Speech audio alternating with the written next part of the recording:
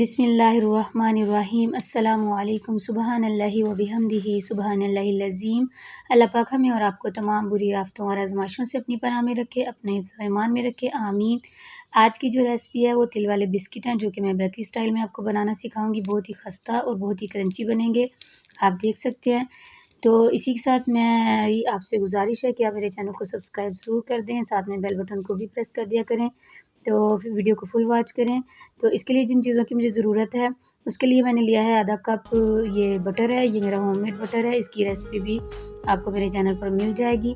तो अनसॉल्टेड है ये, आप किसी भी कंपनी का भी यूज़ कर सकते हैं। तो इसको हम लेंगे, बीट करेंगे बीटर से तकरीबन 4 से 5 मिनट।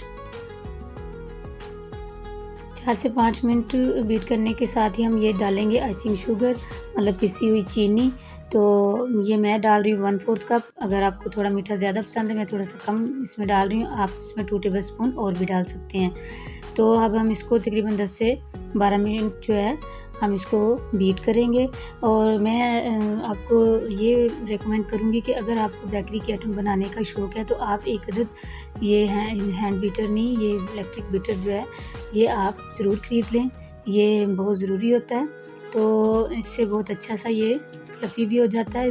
कुछ भी आप अगर करते हैं, केक बनाते हैं या बिस्किट वगैरह। तो यहाँ पे मैं लूँगी 1 अदद मैंने अंडा लिया। इसकी मैं जो है वाइट हिस्सा थोड़ा सा यहाँ से निकाल दूँगी, और ये योक और 1 टीस्पून ही इसमें जा रहा है वाइट। तो ये भी इसमें डाल के इसको तकरीबन 2 से 3 मिनट में इसको कर लूँगी। अब ये मैंने वनीला एसेंस जो है वो मैंने इसमें डाला है 1/4 टीस्पून, और मैंने इसमें मैदा और 1 चुटकी नमक। यहाँ से थोड़ी सी वीडियो स्किप हो गई है तो मैं माज़रत चाहती हूँ। तो ये मैंने इसको स्पैचुला की मदद से मिक्स कर लिया था। हल्के हाथों से आपने इसको मिक्स करना है। आपने मैदा डालने के बाद बीटर जो है इसमें नहीं डालना।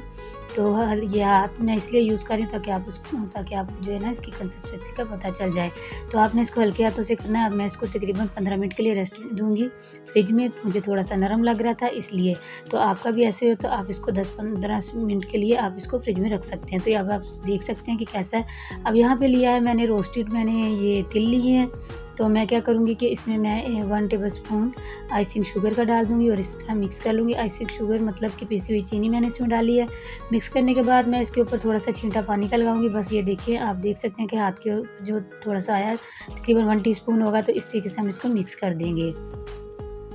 तो यहाँ पे मैंने ली है बेकिंग ट्रे। आप कोई भी अपनी मेटल की प्लेट ले सकते हैं, जो भी आपके पास अवेलेबल है वो। ये मैंने बटर पेपर लगा दिया। ऑयल इसलिए नहीं ग्रीस किया क्योंकि हमने जो बिस्किट बनाए हैं वो बटर से बनाए हैं, तो हमें ऑयल लगाने की ज़रूरत नहीं है। तो ये आप देख सकते हैं। अब ये जो हमारा बैटर है इस तरीके से मैं थोड़ा सा उठाऊँगी। इस तरीके से थोड़ा सा उठाने के बाद ये आप देख सकते हैं, इस तरीके से उसको थोड़ा सा गोल कर लेंगे।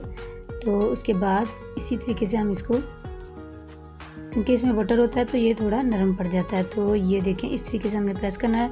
2 उंगलियां मैंने ऊपर रखी हैं। उसके बाद जब ये थोड़ा सा फैल जाएगा तो 3 उंगलियां इसके ऊपर पूरी आ जाती हैं। तो ये काफ़ी है। तो ये इस तरीके से हम इसको बना कर रखते जाएंगे। तो ये देखिए, फिर से आपको दिखा रही हूँ, ऐसे करें। ये 2 फिंगर से इसको ऐसे उठाएं और ऐसे इसको थोड़ा सा प्रेस करें इस तरीके से। तो ये हम इस तरीके से इसको सारे मैंने बना के रख लिए हैं।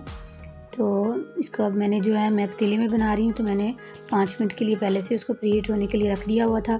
तो तकरीबन 20 मिनट हम इसको इसमें रखेंगे। तो इंशाल्लाह 20 मिनट के बाद हमारे जो बिस्किट हैं वो बिल्कुल अच्छे से रेडी हो जाएंगे। तो आँच हमने इसके नीचे लो रखनी है। तो यहाँ पे 20 मिनट बाद हमारे जो बिस्किट वो बनकर तैयार हो गए हैं। आप देख सकते हैं, बहुत ही क्रंची, बहुत ही टेस्टी बने हैं।